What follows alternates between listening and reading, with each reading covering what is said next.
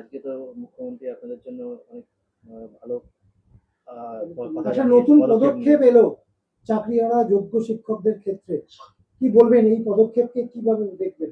দেখুন, প্রথমত আজকের রাজ্যের মাননীয় মুখ্যমন্ত্রী তিনি বলেছেন যে আগামী দিনে যে পরীক্ষাগুলো হবে পশ্চিমবঙ্গে 6.5 লক্ষ শূন্যপদ, সেই শূন্যপদগুলোয় যে পরীক্ষা হবে সেই পরীক্ষায় মেধার উৎকর্ষতাকে গুরুত্ব দেওয়া হবে, ওএমআর শিট দেওয়া হবে এবং ইন্টারভিউয়ের যে নাম্বার সেই নাম্বারটাকে কমানো হবে।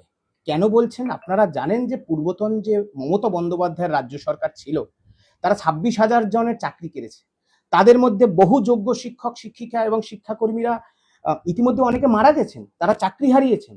যোগ্য শিক্ষাকর্মীদের 14 মাস ধরে বেতন বন্ধ।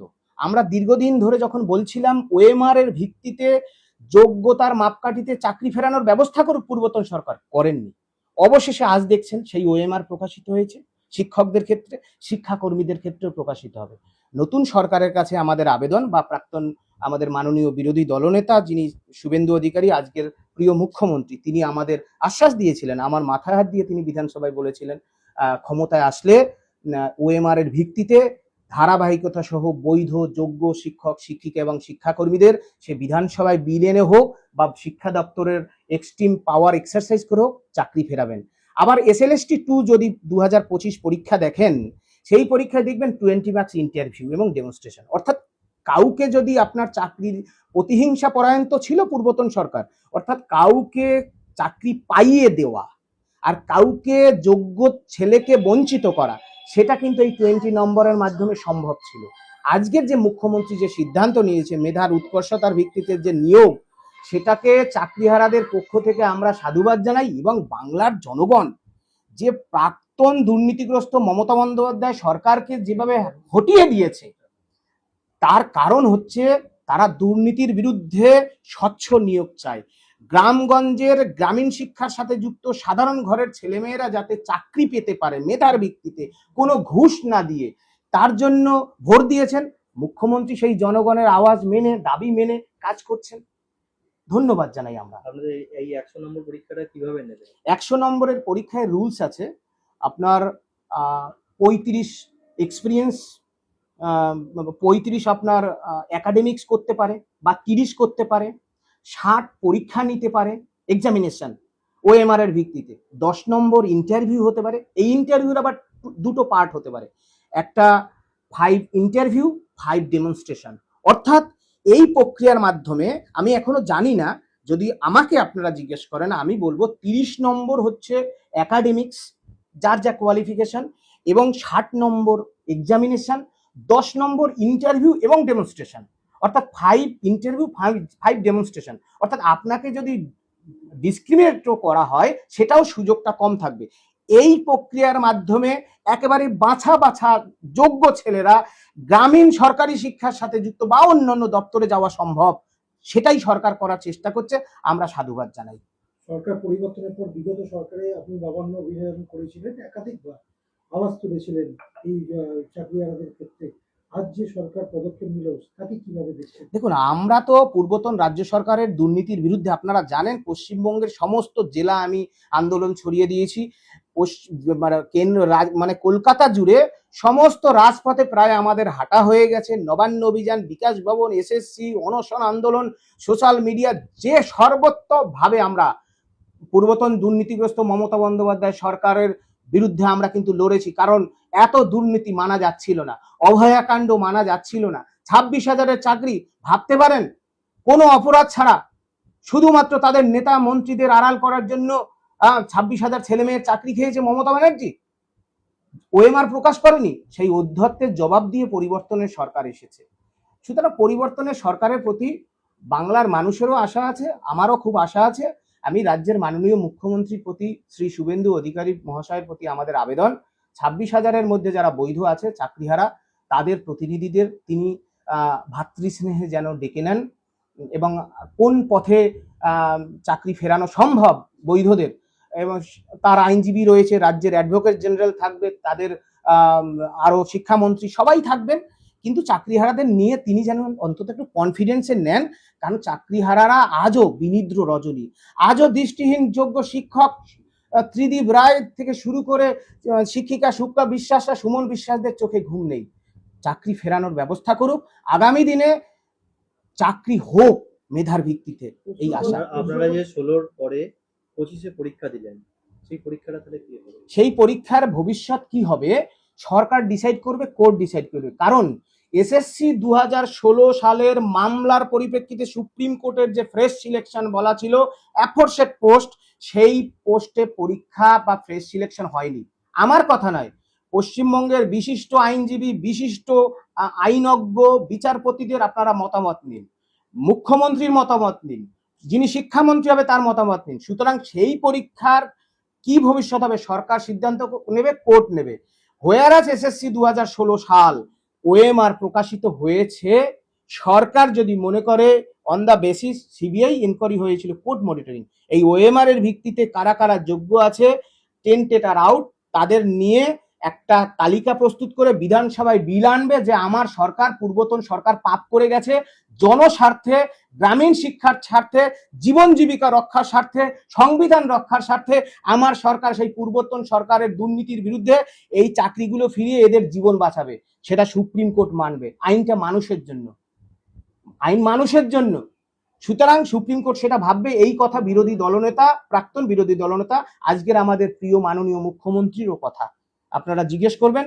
সুতরাং আমরা মনে করি 16 সালের চাকরি ফিরে যাক, সরকার সিদ্ধান্ত নিক। আমি চাইবো না যে কোনো প্যানেল একটা যোগ্য চাকরিও বাতিল হোক, আমি এটা চাইবো না। আমি জানি কি যন্ত্রণা, আমার বেতন বন্ধ হয়েছিল, আমি বারবার থানায় থানায় আমাকে লক আপ করেছিল, আমি জেলবন্দি হয়েছি, আমি হেনস্থ হয়েছি, সেজন্য আমি এই ব্যথাটা অনেকের থেকে বেশি বুঝি। ওই জট না কাটলে, ওই জট যদি না কাটে নতুন করে রিপোর্ট করতে পারবে মনে হয় আপনার?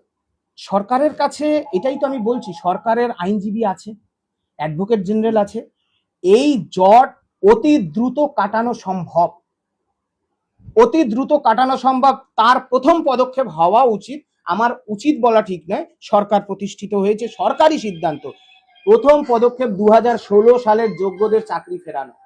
ওএমআর প্রকাশিত হয়েছে, শিক্ষাকর্মীদের ওএমআরটা প্রকাশিত, 16 সাল ফিরে যাক। এই পরীক্ষার কি ভবিষ্যৎ হবে কোর্ট সিদ্ধান্ত নেবে। সরকার সবে প্রতিষ্ঠিত হয়েছে, সরকার যদি চায় যোগ্যতার ভিত্তিতে নিয়োগ হবে, সেটা হবে। যারা 5 লক্ষ পরীক্ষা দিল 2025-এ, 5 লক্ষ যারা পরীক্ষা দিল 2025-এ, তাদের ভবিষ্যৎ কি হবে? তাদের ভবিষ্যৎ কোর্ট বলবে, আমি বলার কি। সরকার প্রতিষ্ঠিত হয়েছে। পরীক্ষায় যে প্রশ্নপত্রগুলো কি মাতৃভাষায় করা হচ্ছে? অবশ্যই যে কোনো প্রশ্নপত্র মাতৃভাষায় হওয়া উচিত, তারপরে ইংরেজি ভাষায় হোক, হিন্দি ভাষায় হোক, অবশ্যই মাতৃভাষায় হওয়া উচিত। এবং সরকারের প্রতি আমাদের এই আশা থাকবে যে প্রশ্নপত্র যাতে ফাঁস না হয়, মেধার ভিত্তিতে প্রশ্ন হাজার কঠিন হোক, কিন্তু একটা কাকপক্ষীয় যেন মেধা ছাড়া দুর্নীতির মাধ্যমে শিক্ষক নিয়োগ বা অন্যান্য দপ্তরে না যেতে পারে।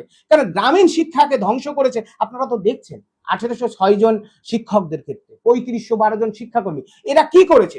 এরা তৃণমূলের ক্যাডার হয়েছিল, এরা শিক্ষা ব্যবস্থা ভেঙেছিল, অবশ্যই এরা ভেঙেছিল। কারণ যে দুর্নীতি, যে ঘুষ নেয় আর যে ঘুষ দেয়, দুজনই সম অপরাধী। আমরা মাননীয় মুখ্যমন্ত্রীর প্রতি আমাদের আবেদন যে আমাদের ভাতৃস্নেহে তিনি যেন ডেকে নেন, নবান্নে একটা বৈঠকের আয়োজন করেন, এবং আমরা অতি শীঘ্রই আমরা আগামী সোম মঙ্গলবার চেষ্টা করছি রাজ্যের মাননীয় মুখ্যমন্ত্রীর সাথে আমরা সাক্ষাৎ করার, এবং সেটা হতে পারে। আমরা আশায় আছি, কারণ আমরা তো নিরাশায় নেই। এই সরকার আমাদের, এই সরকার আমরা এনেছি। আমাদের মতো চাকরিহারাদের রক্তের বিনিময়ে, আমাদের মতো চাকরিহারাদের ঘাম শুকিয়ে জামা আবার ভিজেছে, তাই সেই সব আন্দোলনের বিনিময়ে পরিবর্তনের জনগণের সরকার প্রতিষ্ঠিত হয়েছে। এই সরকার আমাদের।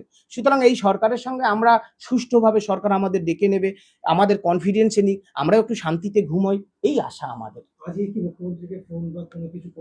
আমি সরকার পরিবর্তন হওয়ার পর মাননীয় মুখ্যমন্ত্রী শ্রী শুভেন্দু অধিকারী মহাশয়কে সংগ্রামী অভিনন্দন, গৈরিক অভিনন্দন জানিয়েছি চাকরিহারাদের পক্ষ থেকে।